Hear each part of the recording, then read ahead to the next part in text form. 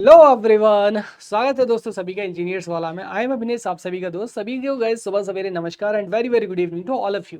तो चलिए दोस्तों, आज अपन जो डीसी मशीन है गाइस, इसका जो थर्ड सेशन है हमारे पास में रैपिड फायर रिवीजन में गाइस, आज अपन देखेंगे जो ईएमएफ इक्वेशन है हमारे पास में डीसी मशीन का ईएमएफ इक्वेशन हम लोग देखेंगे। ठीक है, तो स्टार्ट करते हैं गाइस आज के सेशन को। तो अब हम बात करते हैं गाइस यहाँ पे जो ईएमएफ इक्वेशन है हमारे पास में, ईएमएफ इक्वेशन के बारे में। ईएमएफ इक्वेशन से गाइस एक या फिर जो दो क्वेश्चंस आपको देखने को एग्जाम में मिल जाते हैं हमारे पास में ईएमएफ के ऊपर। अब देखो, हमारे पास में कोई भी इलेक्ट्रिकल मशीन हो ना, हमें पता है कि ये किसके ऊपर काम करते हैं। They work on the Faraday law of electromagnetic induction. तो जो इलेक्ट्रिकल मशीन है गाइस हमारे पास है, इलेक्ट्रिकल मशीन, सो बेसिकली हमारे पास में किसके ऊपर वर्क करते हैं भाई, ये हमारे पास में जो फैराडे लॉ है हमारे पास में, फैराडे लॉ के ऊपर काम करता है ना। तो जो आपके पास में मशीन है, तो मशीन के लिए हमारे पास में जो सबसे जरूरी जो चीज होती है वो हमारे पास में क्या होता है, Faraday law of electromagnetic induction. ठीक है, तो हमें पता है कि जो आपके पास है फैराडे लॉ है, तो फैराडे लॉ हमारे पास में क्या बताता है, फैराडे लॉ, फैराडे लॉ हमारे पास में बताता है guys E propose E equal to कितना होता है हमारे पास में, minus N D five by D T होता है हमारे पास में। ठीक है, तो अब यहाँ से अपन क्या निकाल सकते हैं, जो मशीन है, मशीन का जो ईएमएफ है गाइस, ईएमएफ को अपन यहाँ पे कैलकुलेट कर सकते हैं। तो एक काम करो, यहाँ पे सबसे पहले लेट इट बी, हमारे पास में जो एन क्या है, N is the rotating speed of machine, speed of machine है ना, स्पीड, स्पीड इन आरपीएम। तो ये हमारे पास में आरपीएम में हो गया। और अगर आरपीएस में लेना है तो यहाँ पे कितना कर दो, यहाँ पे आरपीएस में अगर लेना है तो एन अपॉन 60 कर दो, तो ये हमारे पास में कितना आ जाएगा, आरपीएस यानी कि रिवॉल्यूशन पर सेकंड में आ जाएगा आपका। ठीक है ना। अब यहाँ पे गलती ये मत करना कि यहाँ पे, अब देखो आरपीएम को 60 से डिवाइड करोगे तो आरपीएस ही आ जाएगा। अब ऑलरेडी अगर आरपीएस में गिवन हो एग्जाम में ना, ऑलरेडी अगर आरपीएस में गिवन हो तो दोबारा से 60 से डिवाइड मत कर देना। एनीवे अभी आगे बताऊंगा। और इसके बाद में हमारे पास लेट इट बी पी क्या है गाइज, हमारे पास पी है आपके number of poles of the machine. Five क्या है गाइज हमारे पास है आपका फ्लक्स पर पोल, ये हमारे पास में क्या है, ये आपका फ्लक्स पर पोल। तो ये हमारे पास में क्या आ गया, फ्लक्स आ गया। तो ये आपके पास में आ गया फ्लक्स पर पोल। और नेक्स्ट हमारे पास में यहाँ से late it B guys, Z क्या है हमारे पास में, जेड है आपके पास में यहाँ पे टोटल कंडक्टर, टोटल कंडक्टर। सो जेड हो गया हमारे पास में टोटल नंबर ऑफ कंडक्टर। और यहाँ से आप एक काम करो, यहाँ से पी को क्या ले लो, पी ले लो, पी तो हो गया हमारे पास में, क्या बचा आपका, ए बचा। तो ए हमारे पास में क्या है, ए है बेटा हमारे पास में यहाँ पे, ये है आपके पास में नंबर ऑफ पैरेलल पाथ। ये आपके पास में क्या है, number of parallel path, number of parallel path. ठीक है, तो अब जो नंबर ऑफ पैरेलल पाथ है गाइस हमारे पास है, हाँ ये हमें पता है कि A equal to P, A equal to P किसके लिए होता है हमारे पास में, जो लैप वाइंडिंग है, लैप वाइंडिंग के लिए होता है, जो कि हमने पिछले लेक्चर में डिस्कस किया था। दूसरा देखो, ए इजकल टू टू हमारे पास में किसके लिए होता है, फिक्स होता है। और ये हमारे पास में जो वेव वाइंडिंग है हमारे पास है, वेव जो वाइंडिंग है आपका, वेव वाइंडिंग के लिए होता है आपका। ठीक है, तो ये हमारे पास में क्या आ गया, ए और पी आ गया ना। अब हम यहाँ पे जो ईएमएफ है गाइस, ईएमएफ की जो वैल्यू, ईएमएफ की वैल्यू यहाँ पे फाइंड आउट करते हैं। तो सबसे पहले देखो, हमारे पास में रटने की जरूरत नहीं है, यहाँ से थोड़े अच्छे से कॉन्सेप्ट देखेंगे। EMF in one conductor, EMF in one conductor. तो अपन सबसे पहले यहाँ पे जेड कंडक्टर के लिए ना निकाल के यहाँ पे क्या करते हैं, जो एक कंडक्टर हमारे पास में, एक कंडक्टर के लिए निकालते हैं। So average EMF guys generated in the one conductor, ये हमारे पास में कितना आएगा, सो ये आएगा हमारे पास में पी फाइव एन अपॉन 60। कितना आता है हमारे पास में फैराडे लॉ से, ये आता है P five N upon 60, where N हमारे पास में क्या है, स्पीड, फाइव आपके पास में क्या है, फ्लक्स, पी क्या हमारे पास है, पोल। तो ये हमारे पास में क्या आता है, average EMF in one conductor, क्या आता है, average EMF in one conductor. अब देखो यहीं से गाइस एसएससी जेई में ना किस तरीके से घुमा के एक क्वेश्चन पूछा गया था। तो हमारे पास में जो यहाँ पे स्पीड होती है हमारे पास में, तो स्पीड कितना होगा आर्मेचर का, ये होगा हमारे पास में, speed can be calculated 120 F upon P. आप कहोगे सर डीसी, डीसी में फ्रिक्वेंसी कहाँ के आ गया, बेटा आर्मेचर के ऊपर हमेशा क्या जनरेट होता है, एसी जनरेट होता है। क्या होता है, आर्मेचर के ऊपर हमेशा क्या जनरेट होता है, इट इज ऑलवेज एसी। ठीक है, तो आर्मेचर के ऊपर आपका एसी आ गया नाउ। तो यहां से हमने क्या निकाल लिया, यहां से हमने निकाल लिया यहाँ पे P five N upon 60, 120 F upon P. अब एक काम करो, यहाँ से एन पी कितना आ रहा है हमारे पास में, एन इंटू पी। तो एन इंटू पी आपके पास में आ गया 120 के बराबर, कितना, 120 एफ के बराबर। एक काम करो यहाँ पे रख दो हमारे पास में, तो average EMF for one conductor कितना आ जाएगा, तो फ्लक्स को बाहर ले लो, और ये हमारे पास है एन पी। तो एन पी की जगह क्या लिख सकते हो, 120 लिख सकते हो, 120 लिख दो यहाँ पे। और नीचे कितना आ गया 60। तो इसको कट कर दो तो हमारे पास में कितना आ गया 2। तो यहाँ पे गाइस हमारे पास में जो एवरेज ईएमएफ है इन अ वन कंडक्टर कितना आ गया हमारे पास है 2πf। वेरी वेरी इंपॉर्टेंट है ना, देखो निकल के आ गया, ये आपके एग्जाम में पूछा जा चुका है।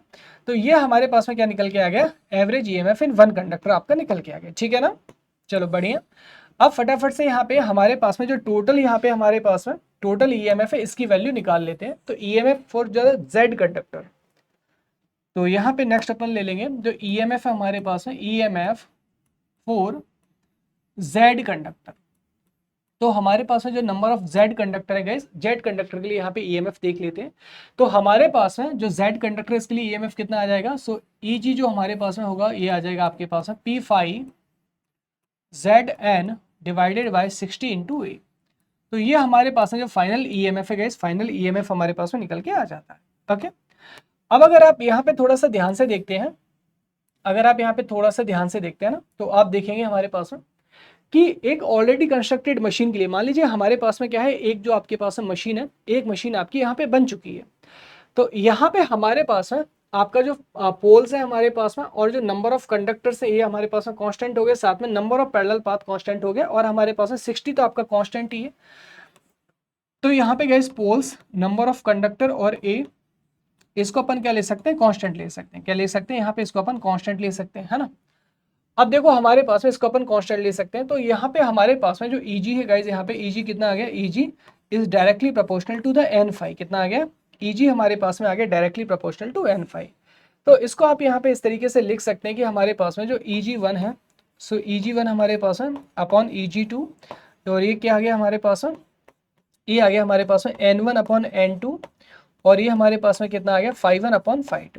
तो यहाँ पे अगर इस इक्वेशन से अपन देखें तो हम ये बोल सकते हैं कि सर जो हमारे पास में जनरेटेड ईएमएफ है ये मेनली किसके ऊपर डिपेंड करेगा, स्पीड और जो फ्लक्स है हमारे पास में, स्पीड और फ्लक्स के ऊपर डिपेंड करता है, राइट। Very very important.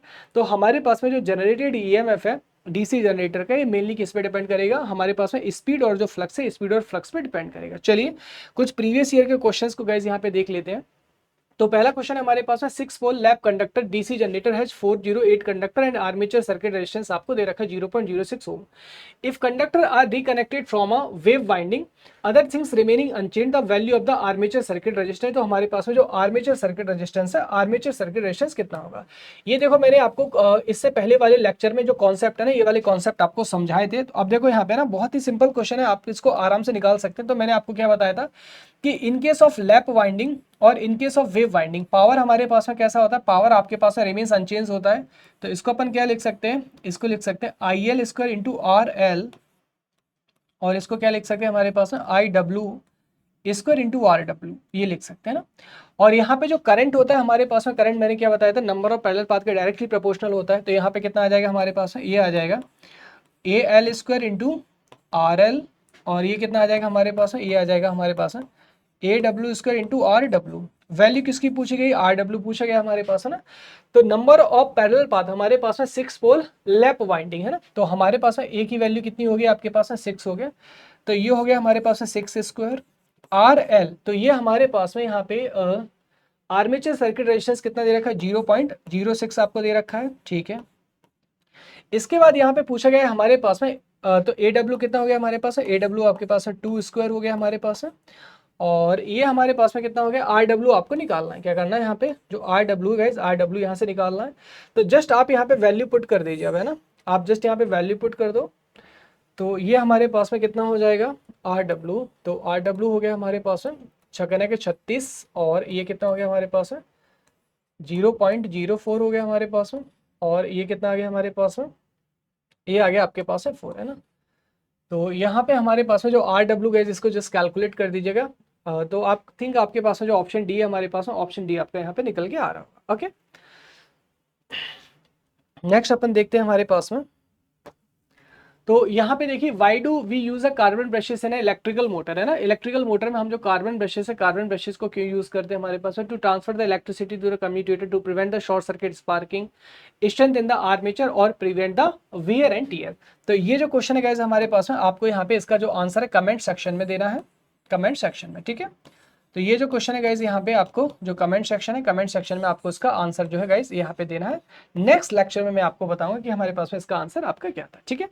तो अगले लेक्चर में गाइज, आज का लेक्चर थोड़ा सा छोटा था, तो नेक्स्ट लेक्चर में गाइज अपन लोग यहाँ पे मिलेंगे। जो नेक्स्ट हमारे पास में जो इसका जो टॉपिक होगा आपके पास में टाइप्स ऑफ जनरेटर, तो जिसमें types of generator upon discuss करेंगे यहाँ पे, क्योंकि ईएमएफ इक्वेशन और अगर टाइप्स ऑफ जनरेटर को मैं साथ में कर देता तो बहुत बड़ा हो जाता है ना, तो इसको अपन अगले लेक्चर में देखेंगे टाइप्स ऑफ जनरेटर को। Thank you so much everyone, all the best, bye bye, take care. I hope guys आप रियली इस सीरीज को एंजॉय कर रहे होंगे।